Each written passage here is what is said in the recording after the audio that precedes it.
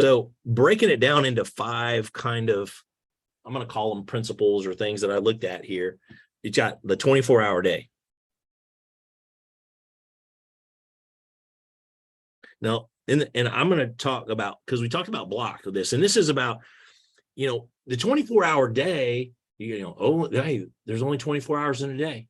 Hell, I've even said so many times that I said, if they had 36 hours in a day, I'm sure I could fill them. Right? You would just fill them up. It wouldn't like all of a sudden you have an extra 12 hours. So it is a 24-hour day. Yet you have to kill a little bit of that thinking, because guess what? We can be on a Zoom right now. Where before we'd had to like travel to get in a room together. We can Zoom. I can send you a text instantaneously. We can get on a FaceTime.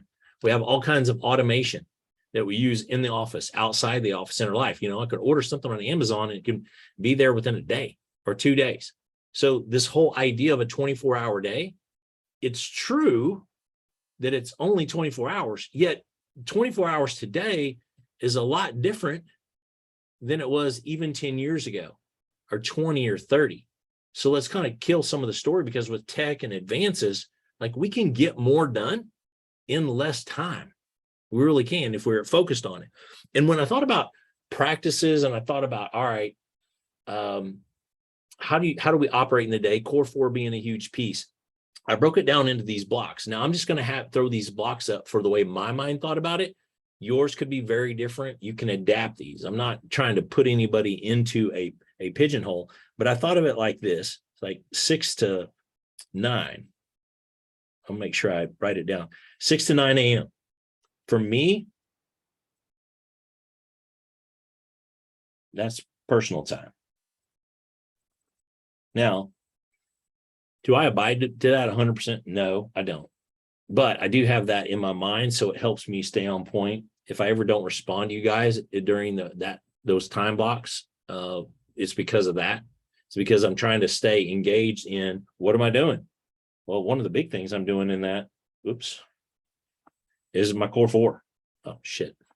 So getting the core 4 dialed in, because then I know how I'm going to show up in the rest of my blocks is going to be optimized.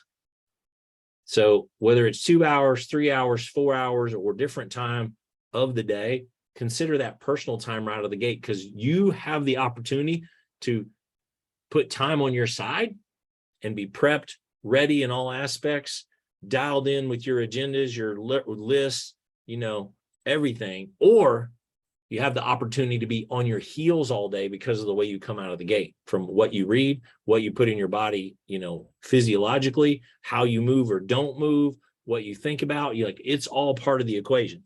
Now, the second block I wrote, and I did this because I know some of your patient hours, actually. So this isn't what I would have done. I fudged it a little bit for you.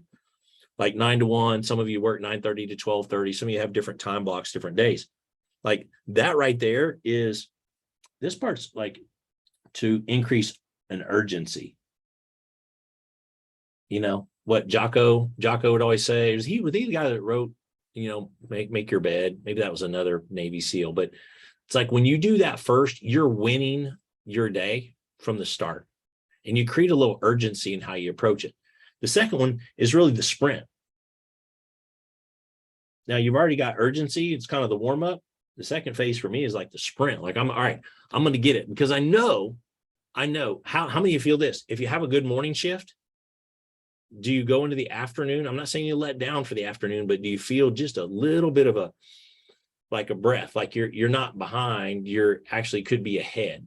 I'm not saying you stop, but you want to get out of the gates. Everybody knows I like racing.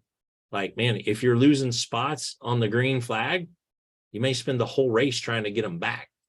And we talk about it with quarterly targets. If we can get out of the gate the first few weeks, the rest of the quarter becomes much easier. We don't back off entirely, but we also want to have to burn ourselves down, smack the wall, go up in flames in the process. So that's the second part of the day. Then again, I built this in thinking of a chiropractic day. Like this is, the reprieve, if you will. This is going to fit. I didn't label this specific, but this could be team time. It's, could be your reset a little bit time. Could be a lot of different things. Maybe if it even is personal. So I didn't break down, but I wanted to consider when you hit it like this in these groups, you're less likely to get distracted, or you're not going to commingle it, because commingling it takes energy. It's like if your significant other, your wife's calling you at the office in the middle of patients, like, how's that going to go? I don't know about you guys. Number one, my wife, in all the years, if she calls up here, I knew it was bad, because there's only a handful of times.